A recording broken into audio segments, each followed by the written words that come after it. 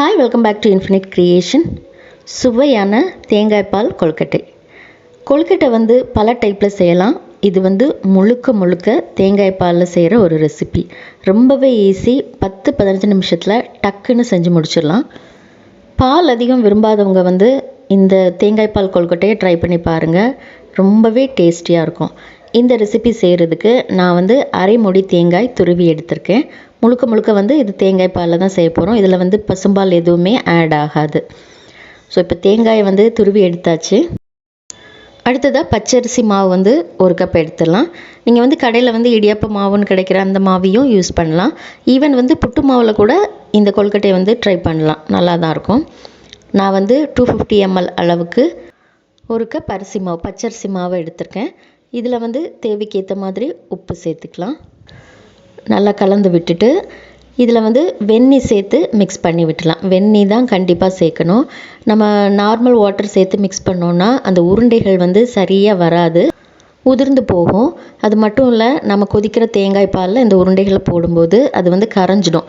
So வந்து இந்த மாவை வெந்நீரில் தான் நீங்கள் மிக்ஸ் பண்ணணும். கொஞ்சம் கொஞ்சமாக நம்ம எடுத்துருக்கிற மாவுக்கு எவ்வளோ வெந்நீர் தேவையோ அந்த அளவு சேர்த்துட்டு கொஞ்சம் கொஞ்சமாக மிக்ஸ் பண்ணிக்கலாம். முதல்ல வந்து நீங்கள் ஒரு ஸ்பூன் இல்லைன்னா ஒரு கரண்டியால் மிக்ஸ் பண்ணிக்கோங்க. ஏன்னா சூடாக இருக்கும், நம்ம கை வைக்க முடியாது. இது நல்லா மிக்ஸ் பண்ணி விட்டப்போ கொஞ்சம் ஆறிடும். அந்த ஸ்டேஜில், அந்த இளம் சூடு ஸ்டேஜ்லேயே நாம் சின்ன சின்ன உருண்டைகளாக பிடிச்சி எடுத்துக்கலாம். மாவை வந்து ரொம்ப ஆற விட வேண்டாம். மாவு வந்து நல்லா மிக்ஸ் ஆகிடுச்சு. இப்போ கரண்டியில் இருக்கிற மாவு எல்லாத்தையுமே எடுத்துடலாம். நாம் வந்து ஒரு உருண்டையை கையில் இப்படி பிடிக்கிற அளவுக்கு அந்த மாவோட கன்சிஸ்டன்சி இருக்கணும். அந்த அளவுக்கு நீங்கள் தண்ணி சேர்த்துக்கோங்க. இப்போ ஒரு உருண்டை எடுத்து கையில் லைட்டாக உருட்டி பாருங்கள், கரெக்டாக இருக்கும். அந்த ஈரப்பதத்தோடு இருக்கணும். ட்ரையாக இருந்துச்சுன்னா உருண்டை வந்து சரியாக வராது, உதிர்ந்துடும். ஸோ உருண்டை பிடிக்கிற அளவுக்கு அந்த மாவோட கன்சிஸ்டன்சி கரெக்டாக வர்ற வரைக்கும் வெந்நீர் சேர்த்து அதை நல்லா மிக்ஸ் பண்ணி எடுத்துக்கோங்க. அந்த இளம் சூட்லேயே இந்த மாதிரி கொஞ்சம் கையில் எடுத்து உருட்டி எடுத்துடலாம். இப்படியே எல்லா மாவையும் உருட்டி உருண்டைகளாக தனியாக எடுத்து வச்சிடலாம். நம்ம வந்து தேங்காய் பால் வந்து கலக்கிறதுக்கு முன்னாடியே இந்த உருண்டைகளை வந்து தயார் பண்ணி எடுத்து வச்சிட்டோன்னா ஈஸியாக இருக்கும். உருண்டைகள் வந்து உங்கள் விருப்பத்துக்கு ஏற்ற மாதிரி நீங்கள் பிடிச்சி எடுத்துக்கலாம். நான் வந்து மீடியம் சைஸில் உருண்டை எடுத்திருக்கேன். ரொம்ப குட்டியாக கூட உருண்டை எடுக்கலாம், அதுவும் நல்லாயிருக்கும். அந்த தேங்காய் பாலில் இன்னும் நல்லா மிக்ஸ் ஆகி ஊறி போயிருக்கும். ஸோ நம்ம விருப்பத்துக்கு ஏற்ற மாதிரி உருண்டைகளை வந்து உருட்டி எடுத்துக்கலாம். இந்த உருண்டைகள் பாருங்கள், எந்த உருண்டையிலையுமே கிராக் எதுவுமே இல்லை, நல்லா அழகாக ஷேப்பாக இருக்குது. இப்போ துருவின தேங்காயை வந்து ஒரு பவுலில் சேர்க்குறேன். அரைமுடி தேங்காய் வந்து துருவி எடுத்திருக்கேன். அது எல்லாத்தையுமே சேர்த்துடலாம்.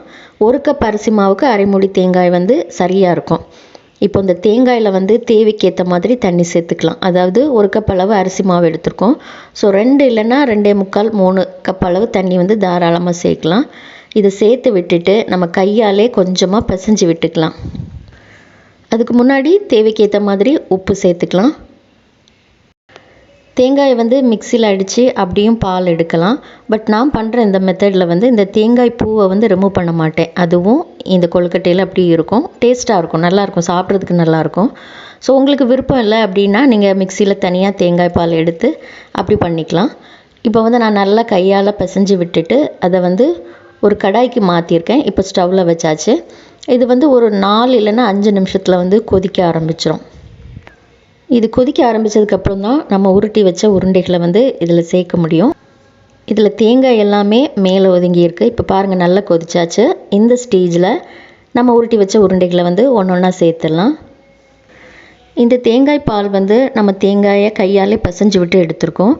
ஸோ தேங்காய் பூவில் இருக்கக்கூடிய அந்த முழு டேஸ்ட்டுமே வெளியே வந்திருக்காது. ஸோ நம்ம சாப்பிடும்போது அந்த தேங்காய் பூவும் நல்ல டேஸ்ட்டாக இருக்கும். இது நம்ம மிக்சியில் வந்து தேங்காய் பால் எடுத்தோம் அப்படின்னா அந்த தேங்காய் பூவில் இருக்கிற எல்லா டேஸ்ட்டுமே வந்துடும். ஸோ அந்த தேங்காய் பூவை வந்து நம்ம ஆட் பண்ண முடியாது. அந்த வெறும் சக்கையாக தான் இருக்கும். அதை நம்ம ரிமூவ் பண்ணி தான் ஆகணும். உருண்டைகளை வந்து ஒன்றொன்னாவே நம்ம ஆட் பண்ணால் போதும். மொத்தமாக நம்ம சேர்த்தோன்னா சில நேரம் வந்து ஒன்றோட ஒன்று ஒட்டிகிட்டே இருக்கும். நம்ம கரண்டியால் ஸ்ப்ளிட் பண்ணி விட்டோன்னா அது உடையும். ஸோ ஒன்றொன்னா தனித்தனியாகவே ஆட் பண்ணிக்கலாம். எல்லா உருண்டைகளும் சேர்த்து கொஞ்சமாக அது கொதிக்க ஆரம்பித்ததுக்கப்புறமா நீங்கள் இந்த கரண்டியால் மெதுவாக கிளறி விட்டுக்கோங்க. இந்த உருண்டைகள் வந்து நாம் உருட்டும் போதே 1/4 பகுதி அளவு வெந்து தான் இருக்கும். ஏன்னா நம்ம வந்து வெந்நீர் சேர்த்து தான் இதை வந்து நம்ம உருட்டியிருக்கோம். ஸோ அதிக நேரம் கொதிக்க விடணும்னு அவசியம் இல்லை. ரொம்ப நேரம் நம்ம கொதிக்க விட்டோம் அப்படின்னா உருண்டைகள் வந்து ஹார்ட் ஆயிரும். ஒரு 7 இல்லைன்னா 8 நிமிஷம் நீங்கள் வந்து கொதிக்க விட்டால் போதும். அடுத்ததாக சர்க்கரை வந்து சேர்த்துடலாம். நான் வந்து 80 ml அளவு சர்க்கரை சேர்த்துருக்கேன், அதாவது 1/4 கப் அளவு. நீங்கள் இனிப்பு அதிகம் விரும்புகிறதா இருந்தால் 1/2 கப் அளவு சர்க்கரை கூட தாராளமாக சேர்த்துடலாம். அடுத்ததாக 2 ஸ்பூன் மாவை வந்து தனியாக எடுத்து இதில் தண்ணி விட்டு கரைச்சி எடுத்துக்கலாம். இது எதுக்கு பார்த்திங்கன்னா திக்னஸை வந்து கூட்டுறதுக்காக. நம்ம இந்த தேங்காய் பால் கொதிக்கும்போது இந்த கலவையை வந்து அதில் சேர்க்கணும். அப்போ இன்னும் இந்த கொழுக்கட்டை வந்து திக்காக இருக்கும். நீங்கள் எடுத்துருக்கிற அளவை பொறுத்து இந்த அரிசி மாவை எடுத்துக்கலாம். 2 இல்லைன்னா 3 ஸ்பூன் கூட தாராளம் எடுத்துக்கலாம். நான் வந்து 2 ஸ்பூன் எடுத்திருக்கேன். இதை வந்து நல்லா இதை மாதிரி நார்மல் வாட்டர் விட்டே கரைச்சி விட்டுக்கலாம். வெந்நி தான் விடணும்னு அவசியம் இல்லை. சாதாரண தண்ணி விட்டே கரைச்சி விட்டுட்டு நீங்கள் வந்து கொதிக்கிற அந்த கொழுக்கட்டையில் வந்து சேர்த்துக்கோங்க. சுகர் சேர்த்ததுக்கு அப்புறம் தான் நீங்கள் வந்து இதை சேர்க்கணும். ஏன்னா இந்த மாவு கரைச்சி விட்டதுமே இந்த கொழுக்கட்டை வந்து கொஞ்சம் திக்காக ஆரம்பிச்சிடும். அது கெட்டியாக ஆரம்பித்ததுக்கப்புறமா நம்ம அதிக நேரம் கொதிக்க வைக்க முடியாது. ஸோ சுகர் வந்து சேர்த்ததுக்கு அப்புறமா தான் கடைசியாக தான் அந்த மாவை வந்து கரைச்சி விட்டுக்கணும். மாவு கரைச்சி விட்டதுமே கொஞ்சம் கெட்டியாக ஆரம்பிக்கும். அந்த ஸ்டேஜில் வந்து மறுபடியும் நாம் லைட்டாக கிளறி விட்டுக்கலாம். உருண்டைகள் வந்து நல்லா வெந்திருக்கு, ஒன்றுமே உடையலை, அந்த ஷேப் வந்து அப்படியே இருக்குது.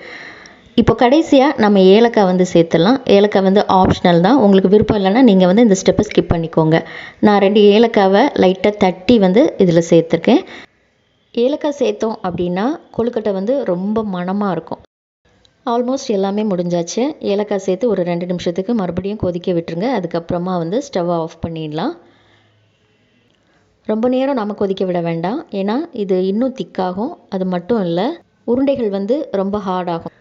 உருண்டைகளை வந்து கொதிக்கிற தேங்காய் பாலில் சேர்த்ததுக்கப்புறமா கரெக்டாக ஒரு 10 நிமிஷம் அதுக்கப்புறமா கொதிக்க விட்டால் போதும். ரொம்ப நேரம் நம்ம கொதிக்க விட வேண்டாம். ஸோ சிம்பிளான டேஸ்டியான ஒரு தேங்காய் பால் கொழுக்கட்டை ஈஸியாக 10 இல்லைன்னா 15 நிமிஷத்தில் வந்து டக்குன்னு செஞ்சு முடிச்சிடலாம். சாயங்காலம் நேரத்தில் குழந்தைங்களுக்கு இது செஞ்சு கொடுக்கலாம். ரொம்ப சூப்பராக இருக்கும். நீங்களும் ட்ரை பண்ணி பாருங்கள்.